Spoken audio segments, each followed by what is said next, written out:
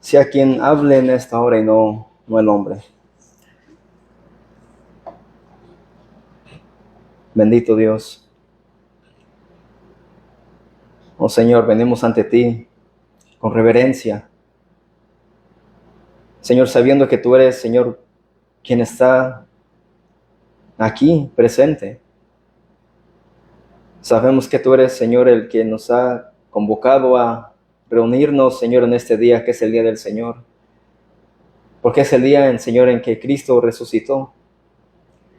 Y sabemos, Señor, que muchos guardan el día sábado como si eso aplicara para ellos, pero sabemos, Señor, que el día no es nuestro reposo, sino que Cristo es nuestro reposo. En Cristo descansamos. En Cristo, Señor, llevamos nuestras cargas, nuestras penas, incluso nuestro pecado, Señor, que nos asedia a veces. Y, Señor, ese pecado a veces nos hace sentir mal, nos quita la inspiración, la motivación de seguir hacia adelante, Señor, pero, Señor, en Cristo estamos confiados. En Cristo podemos, Señor, venir y derramar nuestra alma. Y mediante Cristo es que somos, Señor, perdonados, Señor, por cada uno de nuestros pecados que cometemos a diario. Porque en nosotros hay imperfecciones, Señor. En nosotros todavía mora el pecado en este cuerpo de muerte. Pero, Señor, te damos también las gracias porque has enviado a Cristo para morir por nosotros, para que pudiésemos ser salvos. Esa es la gratitud, Señor, que tenemos para contigo. Que Cristo fue en nuestro lugar y, Señor, tú viste nuestra necesidad. Pero sobre Él fueron nuestros pecados pasados, presentes y futuros. ¿Qué más gran privilegio, Señor, podemos pedirte, Señor? Ningún otro, solamente que nos ayude, Señor, a permanecer en Cristo. Y que vivamos una vida, Señor, llena de gratitud, en obediencia, Señor, y en santidad. No para ganarnos tu favor, sino porque ya he sido ganado a través de Cristo y no por nuestros méritos, sino por lo que Cristo hizo en la cruz del Calvario. Por los méritos de Cristo es que somos salvos. Señor, gracias por la vida, por la salud. Señor, gracias porque puedo ver a mis hermanos, a mi familia, Señor. Gracias porque no ha llegado a nuestras vidas una enfermedad mortal. Estamos con bien, Señor, nos has bendecido en esta mañana con la vida, con la salud y con los bienes que tenemos, Señor. Pero también, Señor, si es necesario que tú nos pruebes, oh Dios, quítanos lo material, quítanos quizás horas del trabajo, quítanos, Señor, la comodidad para que podamos, Señor, nosotros aprender a confiar más en ti. Porque cuando tenemos todo, Señor, confiamos en todo esto que podemos ver, Señor, pero la fe no es por vista, sino es por lo que no se ve. Por favor, Señor, fórmanos, haznos a tu parecer. Y te pedimos, oh Dios, que en esta hora, en esta mañana, tu palabra sea predicada fielmente. Que no sea adulterada, Señor, que yo no le quite ni le ponga, porque eso es un grave pecado, Señor, que tú demandarás de cada predicador. Pero, Señor, te pido que me ayudes con tu Espíritu Santo y que no dependa yo de mí mismo, porque, Señor, yo soy un hombre con límites y me equivoco, aún en la manera de hablar, de actuar, de pensar.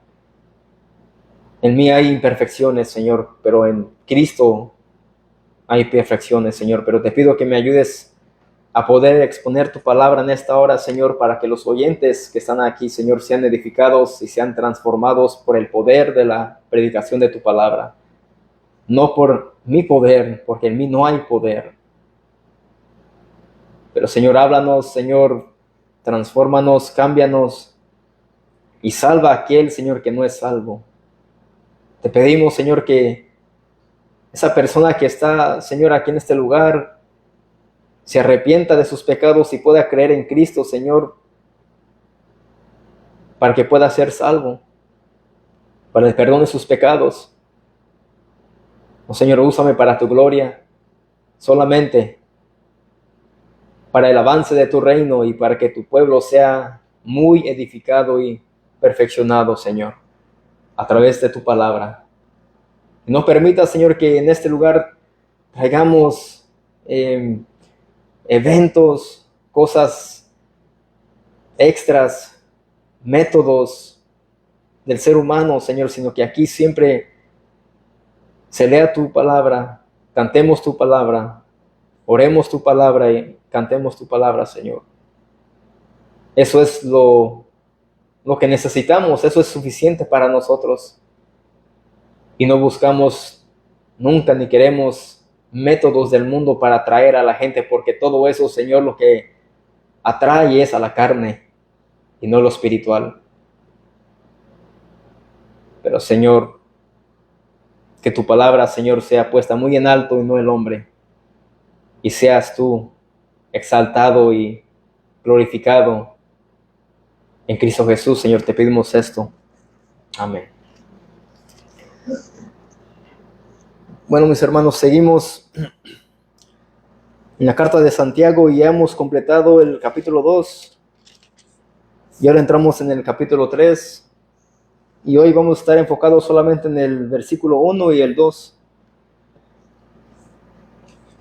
Pero ya que estamos casi a la mitad de esta carta, me gustaría tocar algunos puntos con ustedes, solo para resumir lo que Santiago quería enfatizar con su mensaje a la iglesia primitiva y a nosotros.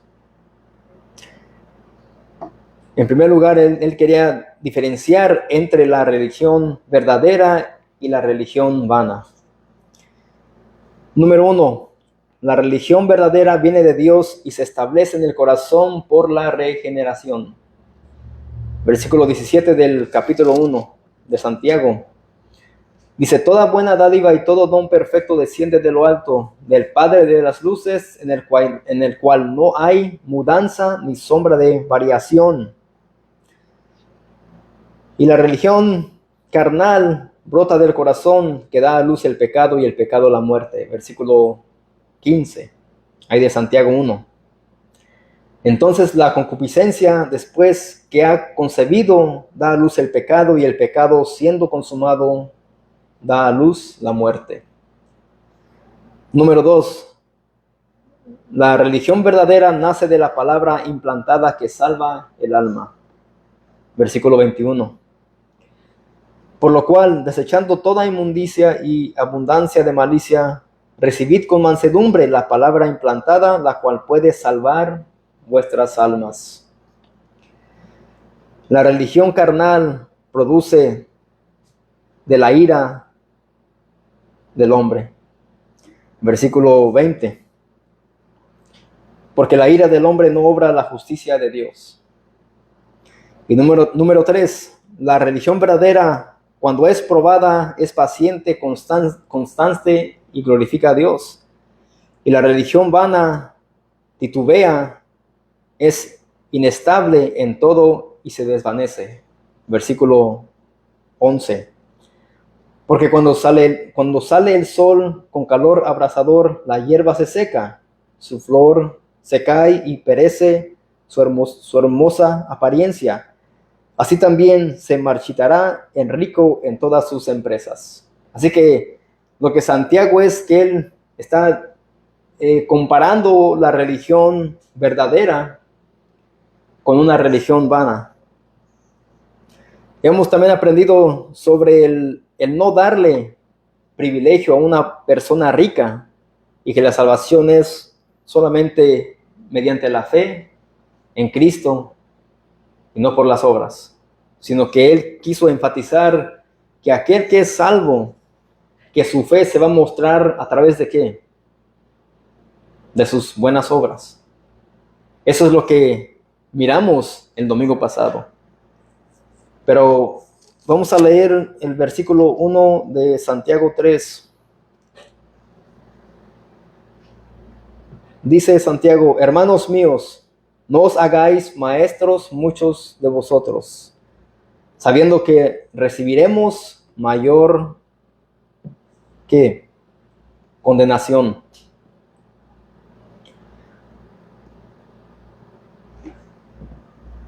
Ahora Santiago da una advertencia de que muchos no se hagan maestros.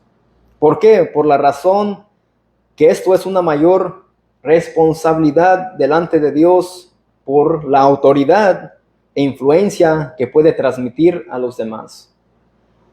¿Y qué es lo que muchos desean en las congregaciones? Esto. Muchos desean este puesto. Muchos desean estar detrás de un púlpito, no para predicar la palabra de Dios fielmente, sino para ser vistos solamente por los demás. Y piensan que este puesto o este lugar detrás de este púlpito es mucho más que solamente barrer o limpiar el baño, pero esto conlleva mucha responsabilidad. Y aquel que predique la palabra va a demandar mucho más. Por este oficio,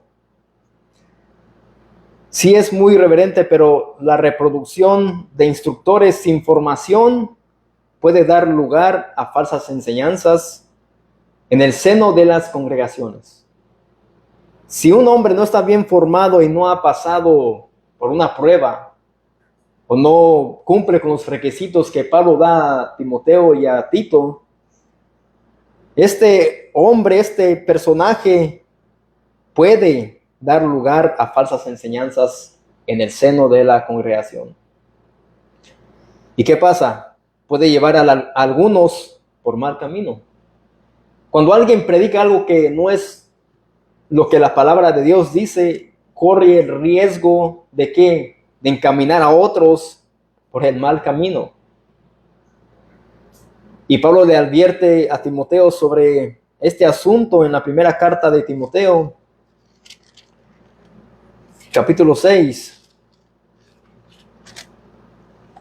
Primera de Timoteo, capítulo 6, versículos 3 al 5, dice de esta manera: si alguno enseña otra cosa y no es conforme a las sanas palabras de nuestro Señor Jesucristo y la doctrina que es conforme a la piedad, está envanecido, dice Pablo. Esta persona, dice él, cuando enseña algo que no es conforme a la palabra de Dios y a las palabras de nuestro Señor Jesucristo y la doctrina que es conforme a la piedad, dice, está envanecido, nada sabe. Cuando alguien enseña algo torcido y le quita o le añade a la palabra de Dios, dice, está envanecido, nada sabe, y delira, dice, y desvía acerca de cuestiones y contiendas de palabras de las cuales nacen envidias, pleitos, blasfemias y malas ¿qué? Sospechas. Entonces, cuando en una congregación viene todo esto, envidias, pleitos, blasfemias y malas sospechas, es porque el que está predicando no está predicando fielmente la palabra de Dios. Y hemos sido testigos o hemos sido víctimas nosotros de estar en una congregación donde solamente se predican cosas que causan todo esto. Hay hombres, pastores, que saben cómo está la vida del que está sentado y su mensaje es directamente a esa persona, queriendo él cambiar su corazón, queriendo él llevarlo al arrepentimiento, pero ¿qué es lo que pasa? Causa más daño. Causa más daño, incluso las blasfemias. ¿Cuántas congregaciones no hay donde hombres malos, perversos, envanecidos en ellos mismos y no saben nada, predican la palabra de Dios no fielmente y la tuercen, hablando blasfemias, causando contiendas, envidias y pleitos? Dice el versículo 5, disputas necias de hombres corruptos de entendimiento. Así que Pablo dice que el entendimiento de ellos están como corrompidos por la manera en cómo ellos enseñan la palabra de Dios. y privados de la verdad, que toman la piedad como fuente de ganancia, apártate de los tales. Y aquí vemos que Pablo dice, habla de la piedad. Y la piedad es sentir compasión hacia alguien que merece un castigo. Así que dice, estos hombres cuando enseñan algo que no es conforme a la palabra de Dios, ellos están dañando a los creyentes, a los hermanos, a los que han sido salvos. En ellos no hay compasión, no hay amor, no hay preocupación por su bien espiritual, sino que ellos más bien, ¿qué? ¿Por qué quieren hacer esto? ¿Por qué hacen esto ellos? Muchas de las veces por su propio beneficio. Ellos tuercen la palabra por su propio beneficio. Pero ¿cuál debe de ser la responsabilidad de un buen obrero o de un buen maestro o de un buen predicador? Vamos a la segunda carta de los Corintios.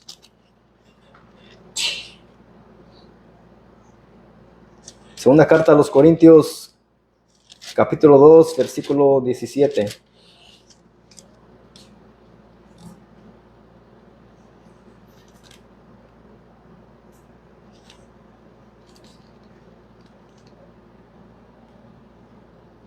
Dice, pues no somos como muchos, dice el apóstol Pablo, que medran falsificando la palabra de Dios, sino que con sinceridad, como de parte de Dios y delante de Dios, hablamos en Cristo. Pablo se refiere a que ellos no son como los falsos apóstoles en Corintio, que hablaban cosas inanimadas y falsas, cuyos motivos eran fundamentalmente económicos. Ellos solamente eran apóstoles, se decían ser apóstoles o hombres de Dios por su propio beneficio, cuyos motivos eran fundamentalmente económicos.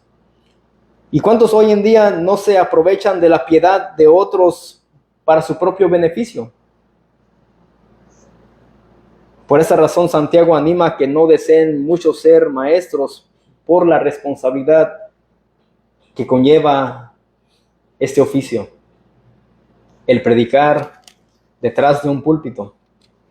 Bueno, antes me imagino que no era como lo es hoy, pero incluso la iglesia primitiva, se juntaban en las casas y me imagino que esos hombres iban casa por casa predicando algo diferente, algo que Pablo no había enseñado.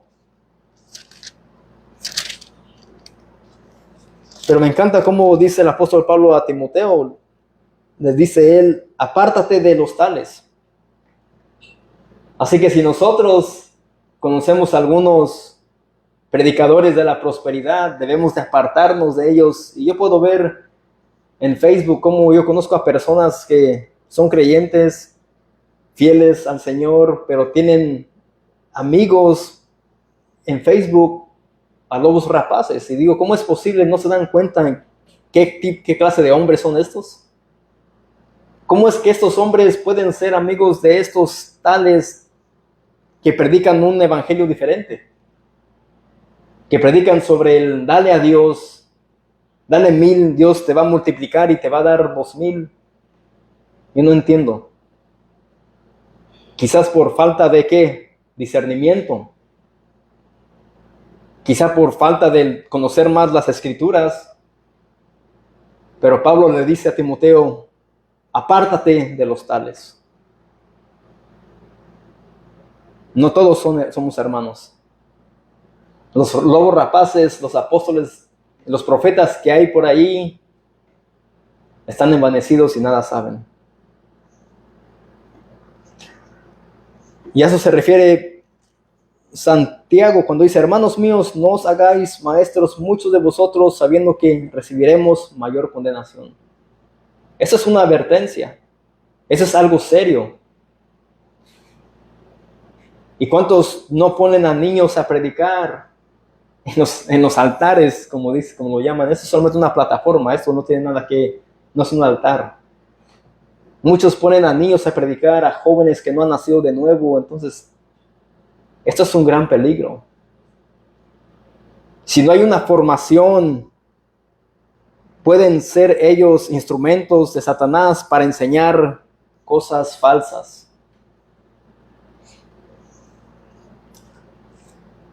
Ahora Santiago se va a enfocar en el controlar tu lengua y el cuidar de lo que decimos. Versículo 2.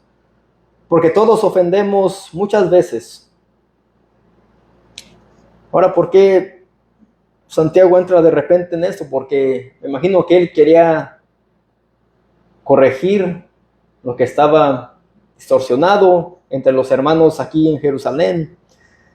Pero noten cómo dice Santiago, porque todos ofendemos muchas veces. Santiago aquí él se incluye en que él también ha ofendido a alguien. ¿Por qué? Porque él ha reconocido su imperfección y que él también es un pecador. Santiago, al incluirse a él mismo, muestra un continuo conocimiento de su propio pecado. Y aún después de ser salvo por la gracia de Dios, él dice, porque todos ofendemos muchas veces. Entonces él no dice, ustedes ofenden, solo ustedes, yo soy perfecto.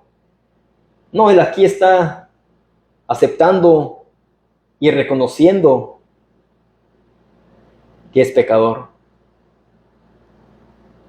Y así debe de ser todo hombre que esté delante de una congregación. Y muchos pastores no reconocen sus errores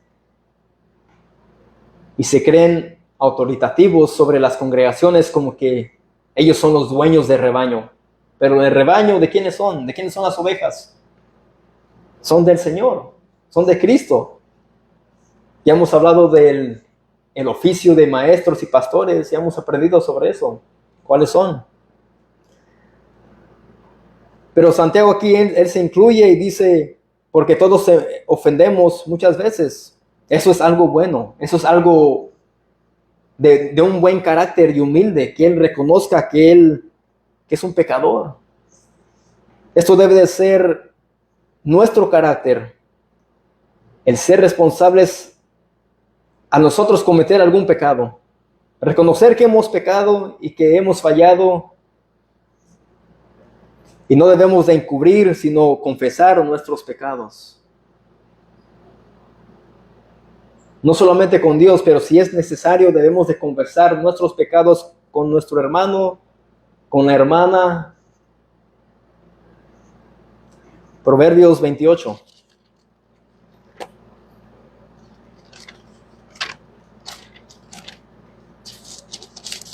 Proverbios 28, 13 al 14.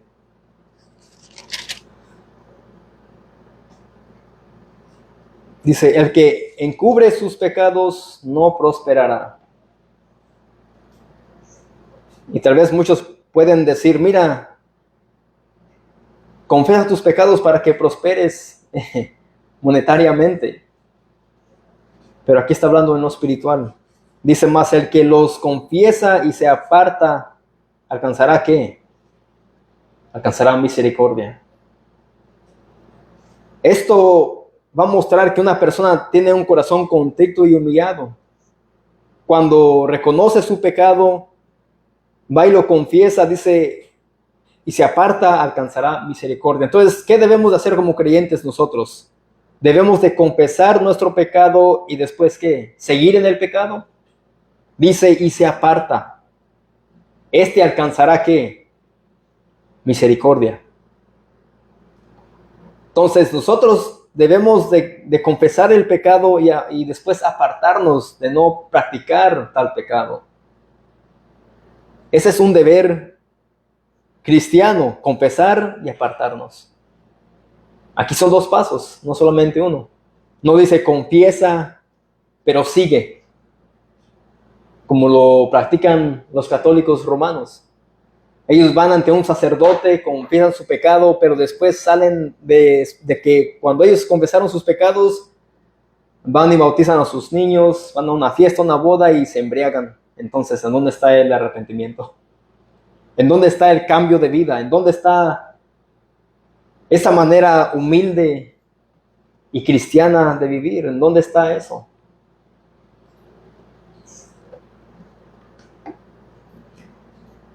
El hombre que escribió la mayor parte del Nuevo Testamento, el apóstol Pablo, dijo lo siguiente en Romanos 7. Vamos a Romanos 7. Vamos a ver si él tuvo la misma actitud que Santiago o no.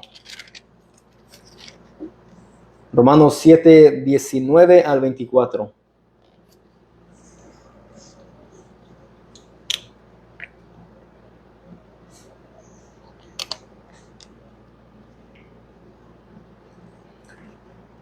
Aquí dice, el apóstol Pablo habla sobre el pecado que mora en mí. En mi Biblia se titula de esa manera sobre el versículo 7. Y él está hablando sobre el pecado que todavía mora en él. Que no ha sido él todavía glorificado, aunque él fue el gran apóstol de los gentiles. Habla sobre el pecado que todavía mora en él. Versículo 19, porque no hago el bien que quiero. Ahí vemos que él reconoce que él no hace el bien que quiere, sino el mal que no quiero, eso hago. Eso es la vida del cristiano, mis amados. No hacemos el bien que queremos, más bien hacemos el mal que no queremos. Eso hacemos, como dice él. Y si hago lo que no quiero, ya no lo hago yo, sino el pecado que mora en mí. Él está consciente de lo que si él hace lo que no quiere, dice, no es él, sino que es el pecado que mora en él. Eso es la concupiscencia también de la cual habla Santiago, que está en nosotros. Los deseos carnales, los deseos terrenales, los deseos pecaminosos. Esta carne es lo que desea. Así que queriendo yo hacer el bien, hallo esta ley, que el mal está en mí. Pablo dice, ese mal está en mí. Y Santiago dice que muchos ofendemos muchas veces. Porque según el hombre interior me deleito en la ley de Dios. Según se deleita en la ley de Dios. ¿Cuántos de aquí se deleitan en la palabra de Dios, pero seguimos haciendo, a veces caemos en el error de hacer lo que no queremos? Pero sabemos muy bien que la palabra implantada en nosotros nos dice, haz esto en vez de esto. Mira esto en vez de esto. Lee esto en vez de esto. Actúa de esta manera y no de esta manera. Lo sabemos y es una lucha constante. Pero la carne quiere hacer lo opuesto a lo que la palabra de Dios nos dice. Y esto es el manual de nuestra vida espiritual, mis amados. Esto nos corrige lo que está deficiente. Dice el versículo 23, pero veo otra ley en mis miembros que se revela contra la ley de mi mente y que me lleva cautivo a la ley del pecado que está en mis miembros. Y vamos a ver cómo es que él se describe y él expresa algo sobre él. Dice, miserable de mí. ¿Cuántos de aquí se creen miserables cuando caen en un pecado? Cuando hablamos de una manera, actuamos de una manera. Y después viene esto, el Espíritu Santo nos redarguye y nos hace sentir pésame. Y nos sentimos unos miserables. Dice Pablo, miserable de mí, ¿quién me librará de este cuerpo de muerte? ¿Quién? Y él se contesta, gracias doy a Dios por Jesucristo nuestro. Jesucristo Señor nuestro. Así que yo mismo con la mente sirvo a la ley de Dios, mas con la carne a la ley del pecado. Él bien sabe que con la mente sirve ¿a qué? La ley de Dios, mas con la carne a la ley del pecado. Y esto me recuerda a la armadura de Dios, que si no estamos bien alimentados de la palabra, que tengamos la palabra en nuestra mente y corazón, así podremos servir a la ley de Dios, pero más con la carne a la ley del pecado. Así que debemos nosotros, como estamos estudiando en Efesios, armados o vestidos con la armadura de Dios. para que podamos nosotros estar firmes en el día que bueno o malo, en el día malo. Así que aquí vemos que Pablo bien reconoce su pecado, su maldad, y bien sabe que lo que él sabe que debe de hacer no lo hace porque el pecado todavía mora en él. Pero después de eso él dice, gracias doy a Dios por Jesucristo nuestro Señor.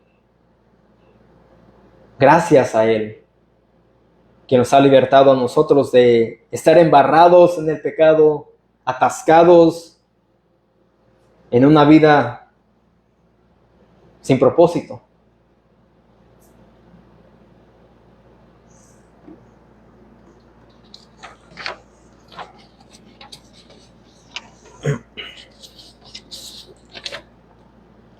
Mis amados, el ser cristiano significa el reconocer tu pecado y luchar contra él. Esto es lo que es cristiano, ser cristiano. Esto no es el decir, oh, pequé, voy a confesarme con el sacerdote para perdón de mis pecados y después irte y seguir ensuciándote una y otra vez en tu pecado. Eso meramente es una religión vana, hueca, seca, muerta y sin vida.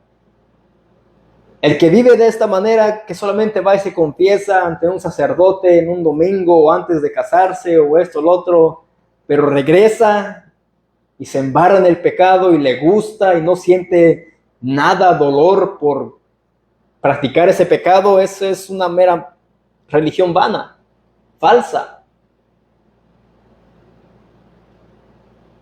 Y eso es lo que la religión te enseña. Confiesa tus pecados y te limpiarás. Haz una manda. El bautismo de niños. Piensan que por eso son salvos, pero ellos deben de hacer las otras cosas, los sacramentos, todo eso para ser salvos, y no es así. En Cristo hay solamente salvación, no en las obras. Porque si decimos que Cristo salva más las obras, eso no es el Evangelio. Estamos desacreditando a Cristo y la obra que hizo Él de redención no es completa, entonces es parcial. Entonces la salvación depende de nosotros y no de Cristo, lo que Él hizo en la cruz del Calvario. Bueno, si depende de ti, ¿por qué no vas y te crucificas tú ahí en una cruz? La religión te enseña, haz esto y te salvarás. El cristianismo dice, Cristo ya lo hizo en la cruz del Calvario. Tus pecados fueron ahí puestos sobre Cristo. Él era perfecto, puro, santo. Pero aquí vemos que Santiago reconoce que ha ofendido muchas veces, pero te pregunto a ti ahora, ¿tú has ofendido alguna vez a otra persona? ¿Eres sincero con Dios y contigo mismo? No tienes que menear la cabeza si sí o no, pero constantemente debes tú de examinarte a ti mismo. ¿Has ofendido? ¿Sigues ofendiendo quizá a otros? ¿Tus actitudes dicen lo contrario cuando te dices ser cristiano? Segunda carta a los Corintios, vamos a leer ahí. Capítulo 13.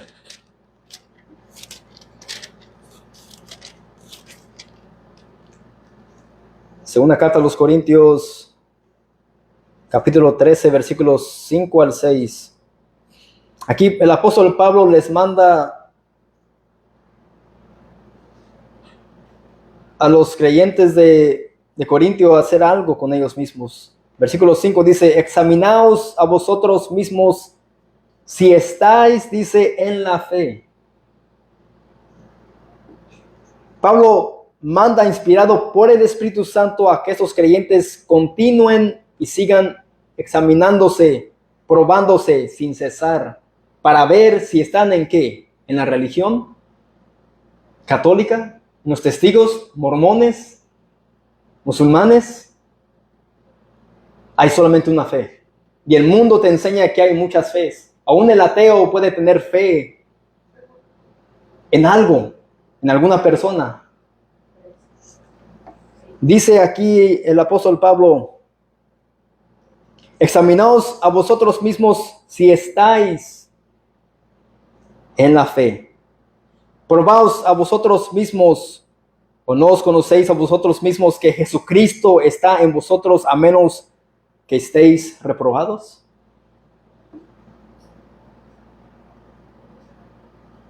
Estos versos no son opcionales, sino son exigentes, sin excusas.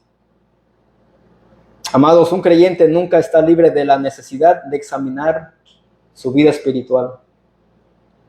Eso debe de ser algo que debemos de hacer continuamente nosotros en nuestro diario vivir. No basta con venir a las reuniones, no basta con decir mi papá es un ministro, predica, evangeliza, enseña X cosa.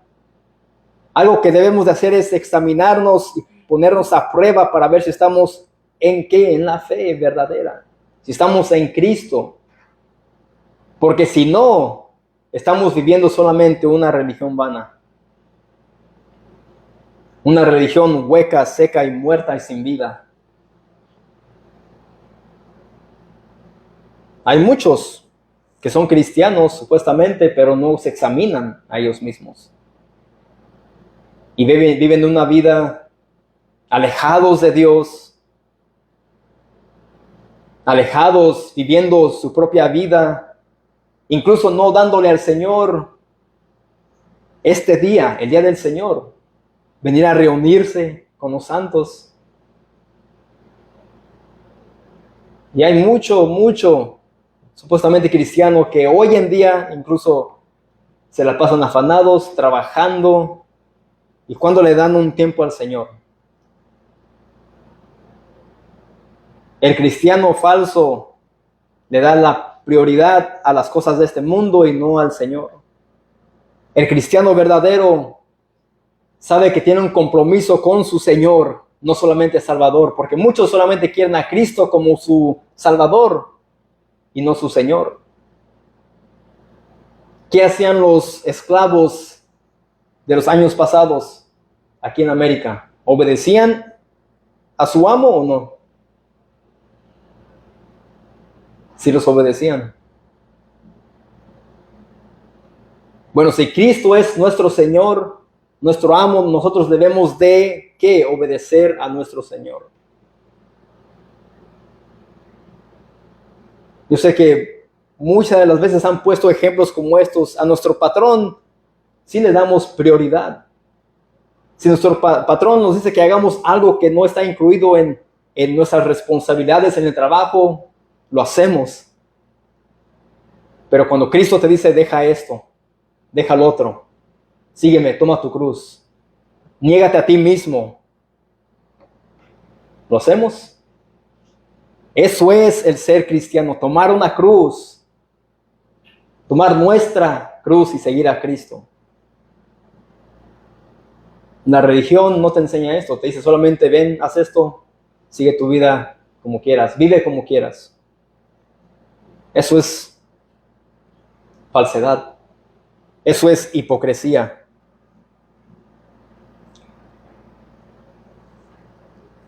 Ahora, ¿cuándo fue la última vez que tú te examinaste a ti mismo? ¿Esta mañana? ¿Ayer? ¿La semana pasada? ¿O el mes o el año pasado? ¿Cuándo fue la última vez que tú te examinaste a ti mismo y dijiste, esto está deficiente? Esto no lo estoy haciendo acorde a la palabra de Dios. Necesito cambiar en esta área. Yo no te juzgo. ¿Quién soy yo? Yo solamente soy un pecador más del montón que debe de hacer lo mismo. Todos estamos en el mismo camino, vamos en la misma barca. Somos peregrinos en esta tierra, pero debemos, ¿qué? santificarnos para que podamos vivir para la gloria de Dios. Si no hay santificación, no podremos vivir para la gloria de Dios. Y no te estoy diciendo que debes de hacer tales cosas para que Dios te vea como justo, sino que tu caminar, tu hablar, tu modo de actuar sea evidencia, muestre que eres un cristiano verdadero.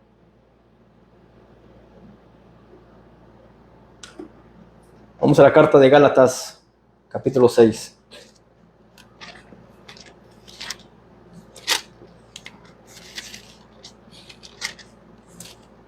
Gálatas, capítulo 6, versículo 1 al 4.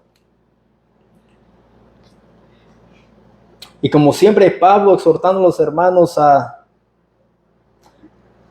vivir vidas piadosas y humildes. Dice aquí Gálatas 6, versículo 1, hermanos, si alguno fuere sorprendido en alguna falta, vosotros que sois espirituales, restauradle con espíritu de mansedumbre, considerándote a ti mismo, no sea que tú también seas tentado.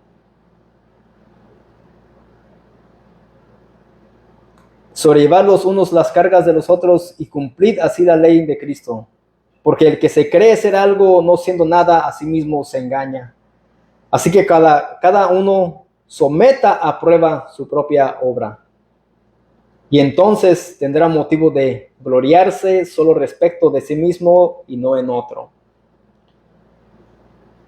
Aquí Pablo le manda a estos hermanos de Galacia que si alguno fuere sorprendido en alguna falta, dice, ustedes que se dicen ser espirituales, ustedes que deben de ser los más fortalecidos, los más con experiencia en el caminar en el Señor, dice, restauren con un espíritu de ¿qué? De mansedumbre, con una actitud mansa, haciendo ¿qué?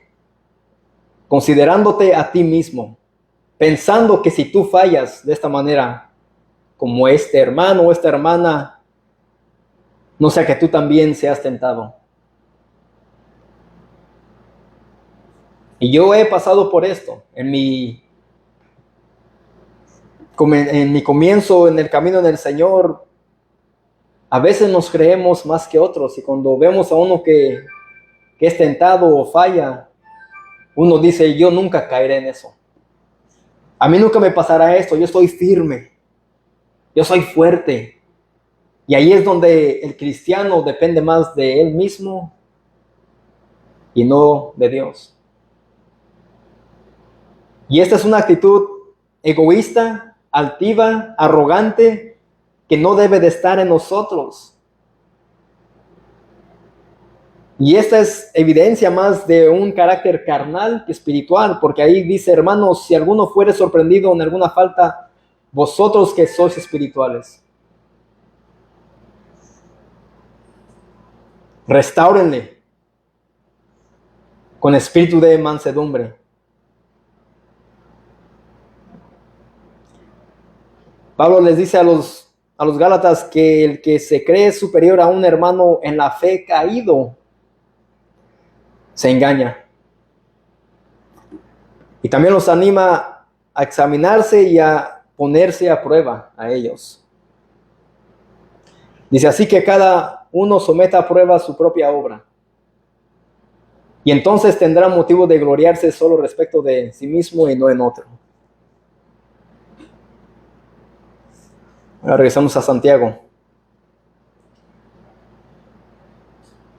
Capítulo 3. Versículo 2, porque todos ofendemos muchas veces. Ahí está hablando de lo que hablamos, a eso se refiere nuestro hermano Santiago. Si alguno no ofende en palabra, este es varón que perfecto. ¿Será que quiere decir perfecto el 100% que ya es libre de pecado? No, eso está hablando de una madurez espiritual. Capaz también de refrenar todo el cuerpo. Si alguno no ofende, dice en palabra, Este varón es perfecto, capaz también de refrenar todo el cuerpo. Él dice que el hombre que no ofende con sus palabras es completo o maduro en la fe. A eso se refiere Santiago. Y que es capaz de ejercer el dominio propio de todo el cuerpo, incluyendo... ¿Qué usamos nosotros cuando hablamos? ¿Qué miembro? La boca. ¿Qué está dentro de la boca? La lengua. Es lo que dice, es capaz de ejercer el dominio propio de todo el cuerpo, incluyendo de su lengua. Pregunta, cuando alguien te ofende, ¿qué es más fácil controlar? ¿Los puños para no golpear a tal persona o tu lengua?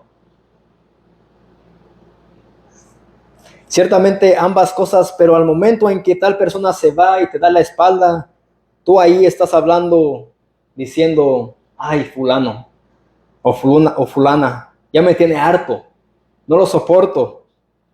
Bueno, eso es no refrenar tu lengua. Cuando hablamos de alguien de esa manera a su espalda es que no estamos refrenando nuestra lengua. Sí podemos ponerle freno a los puños para no golpear a tal persona, pero la lengua, ¿seremos capaces de controlar nuestra lengua? Es un miembro tan pequeño como lo vamos a ver la semana siguiente, el domingo que sigue. No refrenamos nuestra lengua y hablamos de más. Vamos a ver qué dice Proverbios 13:3.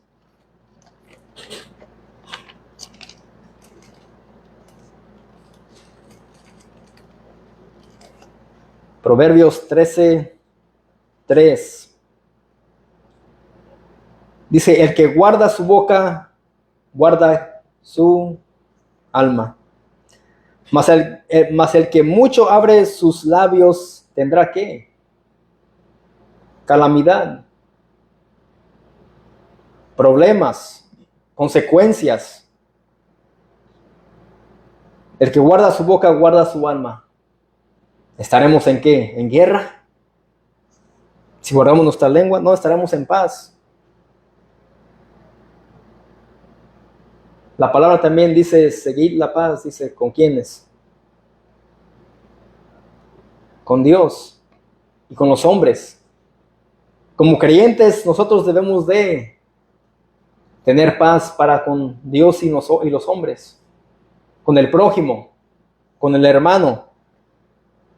Mas el que mucho abre sus labios tendrá calamidad, problemas, consecuencias. Será alguien despreciable. Será alguien de quien nadie quiere estar alrededor o juntarse con esa persona porque habla de más. Eso es algo tan feo, diré yo. Al abrir la boca, ¿qué podemos hacer nosotros? Podemos ofender fácilmente. Podemos hablar sin pensar y decir cosas inadecuadas que pueden aún también manchar el testimonio de otros. Eso es no guardar o abrir de más la boca. Eso es no controlar nuestra lengua. Pero a eso se refiere Santiago cuando habla de todo esto. Hermanos míos, no os hagáis maestros muchos de vosotros, sabiendo que recibiremos mayor condenación, porque todos ofendemos muchas veces. Si alguno no ofende en palabra, este es varón perfecto. ¿Se imaginan alguien que no ofenda de palabra y que sea alguien humilde? Que sea alguien que aplique la palabra de Dios a su vida. Es un varón perfecto, una mujer perfecta.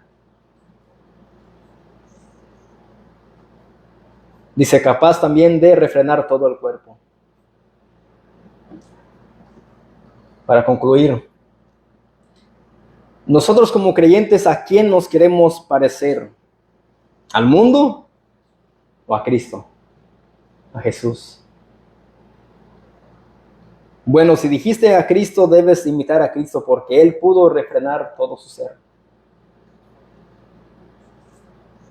Isaías 53.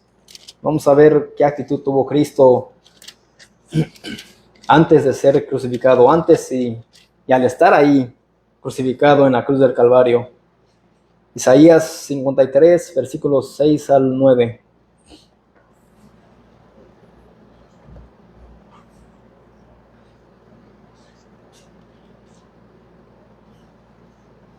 Y aquí está describiendo la manera en como Cristo fue a la cruz del Calvario. Dice, angustiado él y afligido. Habló de más, maldició a los demás, les deseó el mal. No, ¿qué dice ahí? No abrió su boca. Cristo no abrió su boca. ¿Por qué? Porque él tenía que cumplir con el plan redentor de Dios para salvar a pecadores. Desde su nacimiento hasta la muerte, Cristo fue perfecto. Dice ahí,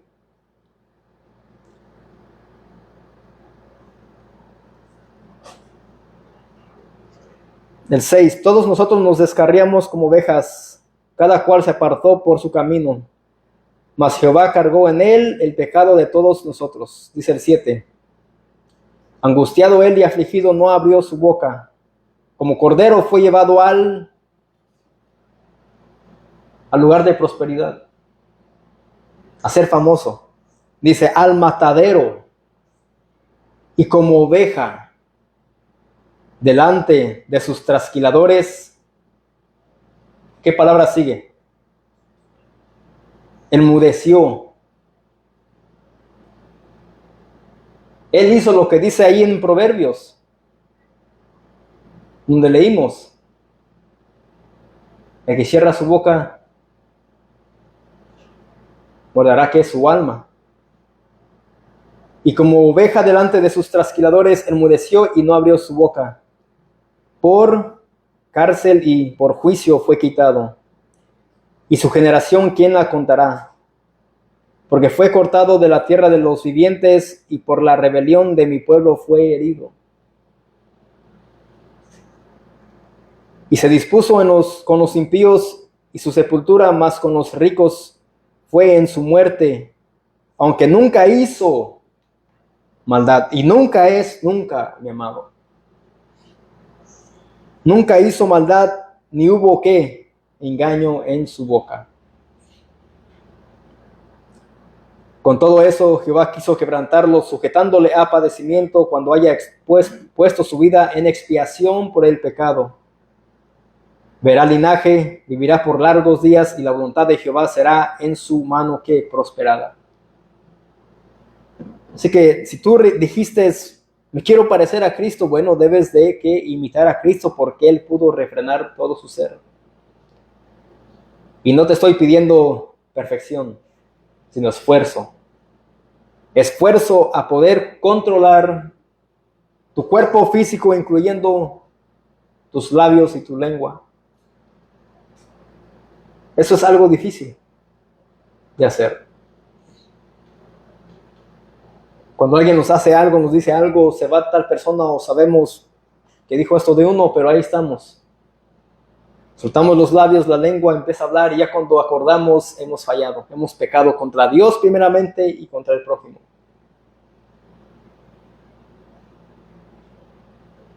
Pero lo bueno es que cuando tú hagas esto reconozcas, como dice ahí Santiago, que has ofendido muchas veces, ve a Cristo, ve a Dios mediante Cristo para que seas perdonado. Ve a Cristo, no a un hombre. Porque hay un solo mediador entre Dios y el hombre. ¿Quién? Jesucristo. Él es el mediador, nadie más. Él es quien murió. Él es quien se interpuso entre Dios y nosotros. Y por eso es que la ira de Dios no vino sobre nosotros, porque la ira de Dios vino sobre Cristo en la cruz del Calvario. Él es a quien debemos ir. Él es el puente entre nosotros y Dios, el Hijo. Nadie más, ni nada más.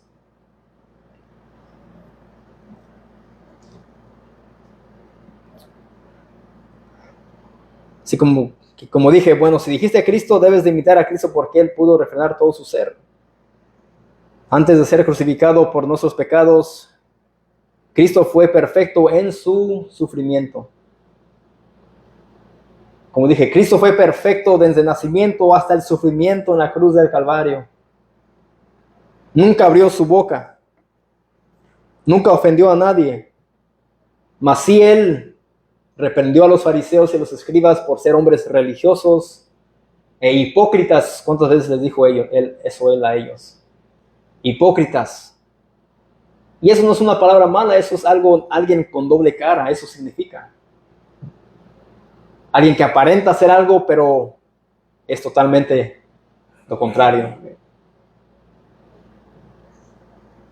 Hebreos 2:10, lo último que voy a leer. Hebreos 2:10.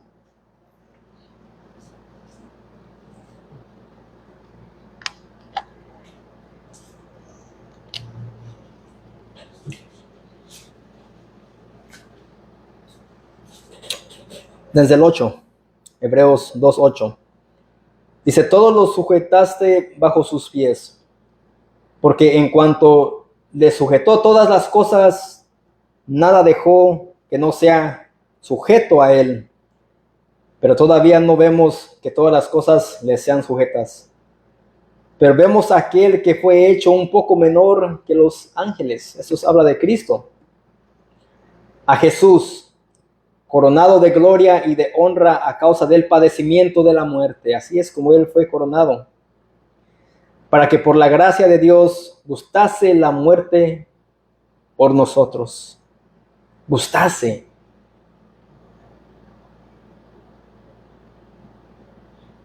Eso fue lo que satisfizo la ira de Dios. La muerte de su Hijo. Eso calmó la ira del Padre. Cristo puesto como ofrenda ante los ojos de Dios. Porque convenía a aquel por cuya causa son todas las cosas y por quien todas las cosas subsisten, que habiendo de llevar muchos hijos a la gloria, perfeccionándose por aflicciones al autor de la salvación de ellos. Aquí el autor de Hebreos muestra por qué la encarnación del eterno Hijo de Dios era necesaria. Él dice, porque convenía que Cristo perfeccionara su ministerio mediante el sufrimiento común con la experiencia humana y pudiera identificarse con nosotros. Por eso es que Cristo vino, es Dios mismo encarnado. ¿Cuánto por ciento hombre y Dios? 100 y 100. Dice, como dije, porque convenía que Cristo perfeccionara su ministerio mediante el sufrimiento común con la experiencia humana y Él se pudiera identificar con nosotros, no en el pecado, sino en padecimiento, al morir para salvar a pecadores. ¿Con qué fin? De llevar a muchos hijos a la presencia de Dios. Ese fue el plan ¿de qué? De redención de Dios. El plan de Dios era redimir a muchos hijos, a muchas ovejas que ya eran de parte del pueblo de Dios, que es la iglesia. Y la iglesia de Dios no es una denominación.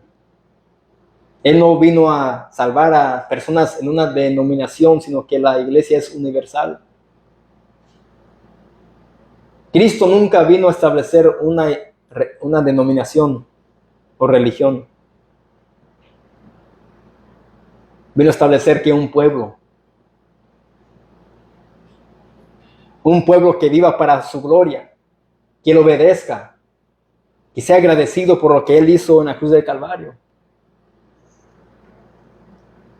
Así que, mis amados, examinémonos y pongámonos a prueba para comprobar si realmente estamos en la fe de Jesucristo, no en la fe de una religión,